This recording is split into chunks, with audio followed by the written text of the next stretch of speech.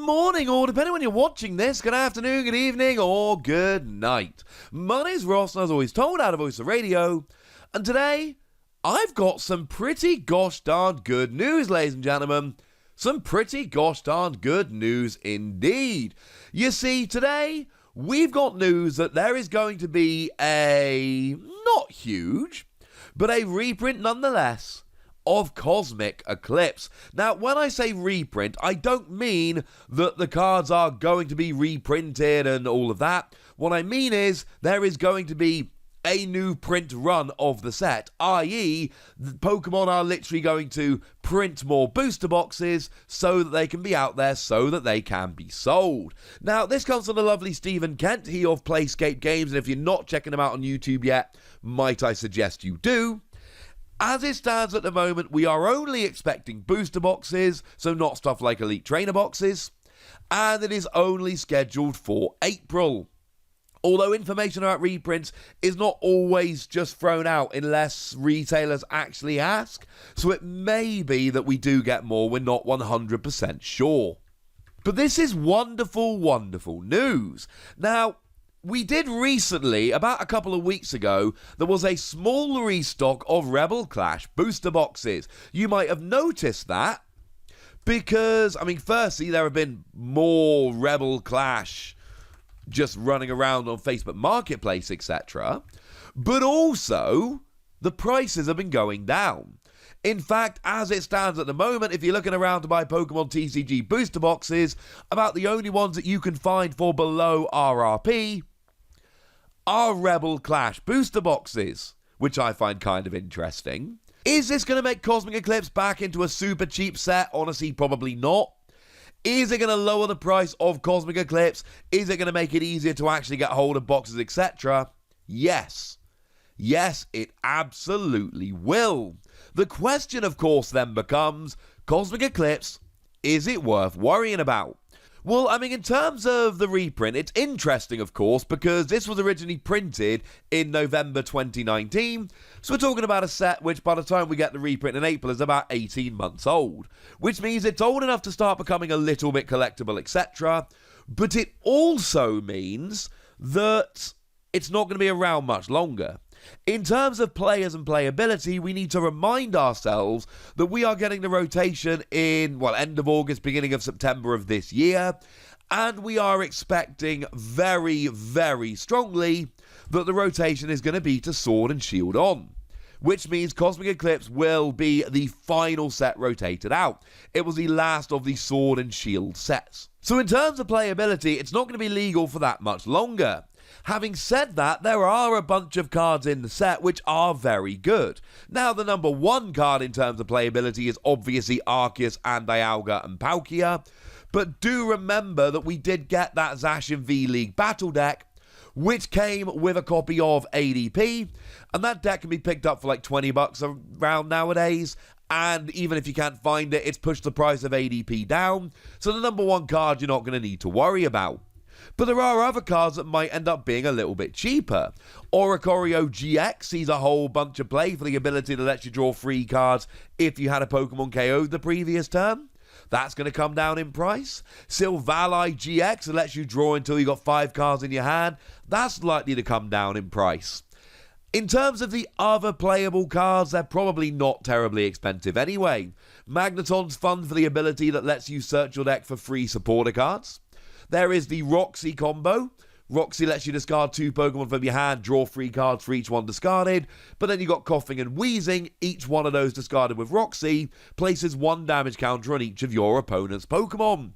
You've got Vileplume, who's got a nice attack for 2 energy if you've got no damage on you. That does see a whole bunch of play in Mewtwo and Mew decks. So that's one to keep an eye on. And maybe that's a GX, but even so, that is not a particularly expensive GX. It's not one you need to worry too much about in terms of value. Then you've got My Boy Excadrill that I absolutely love, but again, we're not talking a terribly expensive card. And that Fione that makes your opponent switch their active and stops you decking out because it goes on the bottom of your deck. Similarly, over in trainer cards, we've got stuff like Lily's Pokédoll. Sees a whole bunch of play because it's an item that turns into a Pokemon that doesn't give up a prize. Great for buying a turn. Chaotic Swell, which is the ultimate counter stadium. You put it down, and then if your opponent plays a stadium, it gets discarded without actually doing anything. We've got Great Catcher, which drags a Pokemon from the bench into the active as long as they are a GX. And then we've got Rosa, that if you had a Pokemon KO the previous turn, lets you go and search for a Pokemon, a trainer, and an energy. All of these cards are going to become more available, and you should see slight dips in the prices of singles. We have, of course, also got those tag team supporters, which only came in Cosmic Eclipse. And the most relevant ones of those are Cynthia and Caitlyn. Draw 3 cards while getting a supporter back for the discard. Guzma and Hala, searching out a Stadium, Pokemon Tool and Special Energy. And Mallow and Lana that lets you switch while healing 120. All of these are relevant playable cards. All of them should be a bit more available and a bit cheaper. But most of them aren't terribly expensive anyway. And they're rotating out in about 6 months' time. In fact, 4 or 5 months after the restock comes in. But what about collectability? Because there are a few cards in the set which are actually rather collectible, and this is essentially your opportunity to go and get hold of these cards a little bit cheaper. Either by buying singles when the prices go down, which they should with a restock, or by buying booster boxes and crossing your fingers. And don't forget, there was a Charizard in this set. We had Charizard and Braixen, which also came as a full art and a rainbow rare. Now, Braixen is actually a spectacularly popular Pokemon, though more so in Japan than over here. But there's a Rainbow Rare Charizard in the set that is going to, over time, definitely going to raise to a pretty high value. Not quite to the same level, but remember there was a Blastoise and Piplup in the set, and that you had a full art and a Rainbow Rare and a special art, which is awesome. And again, it's not to the same level, but Piplup is popular and Blastoise is one of those first partner Pokemon. So again, this might be one that you want to have a little bit of a look at.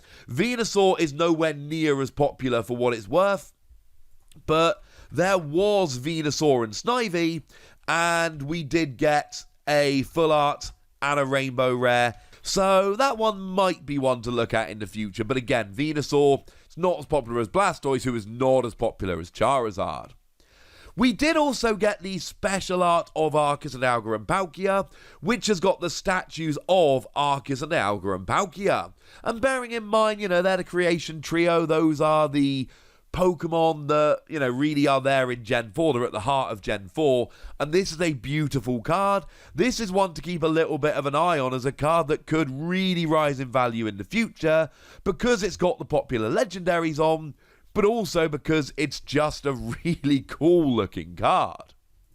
We've then got a couple of full art cards featuring popular female characters, and these are ones that end up growing in value quite a bit as well. We've got Lily's Full Force, a full art version thereof, and there's a full art version of Rosa, although Lily does tend to trump Rosa in terms of just popularity and being on cards that people are really after. So these are ones that you should look at for potentially going up in value in the future. And then we've got the character rares. Now these are another thing that came around in Cosmic Eclipse and we didn't see before or after. They're this weird kind of thing which was really awesome and then were constrained just to this one set. And to be perfectly clear, these were not all created equal. The one that has been really shooting up in value lately, and honestly you should expect to only continue to do so, is the Pikachu, because Pikachu's got red. Well, mostly it's Pikachu, right? But the Pikachu in red, that is a card which has been absolutely shooting up in value. And do remember that this is only a rare card.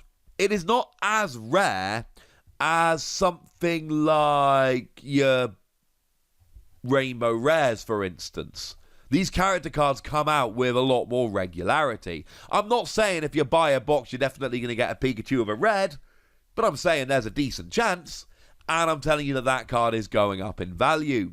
Now, the other character rares are not going for the same kind of value, but we've got a Torkoal with Flannery, we've got a Piplup here with Dawn, we've got a Wishy-Washy with Lana, we've got ourselves a Magnemite with Lieutenant Surge, a Coughing with Roxy, a Gallade with Wally, a Mimikyu with Ace Roller, by far the best one, an Excadrill with Clay, drawn by Mitsuhiro Arita, which makes it one of the coolest cards ever, a Steelix with Jasmine, a Stoutland with Cherin, and those are your character rares. And they are ones that I've picked up in random packs here and there. They're not hideously rare.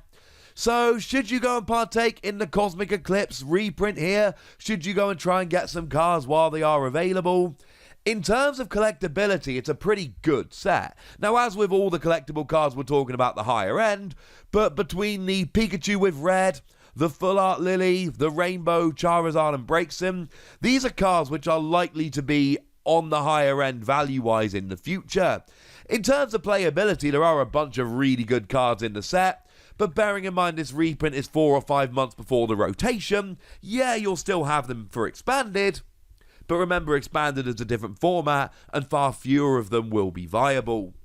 But if nothing else, Cosmic Eclipse is coming back, and that makes me very happy indeed.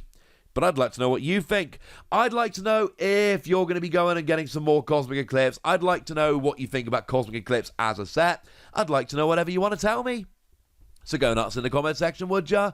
But be nice. And then make sure you like this video, subscribe to this channel, follow me on Twitter at TheWasi, and Twitch for some live action at twitch.tv/PTCG Radio. If you want to support the channel, get some bonus podcasts and all that good stuff, head on over to patreon.com/PTCG Radio, where you can do exactly that. But by far the most important thing as always, look after yourselves till next time, would ya? Thank you very much for watching. My name's Ross, and you've been watching PTCG Radio.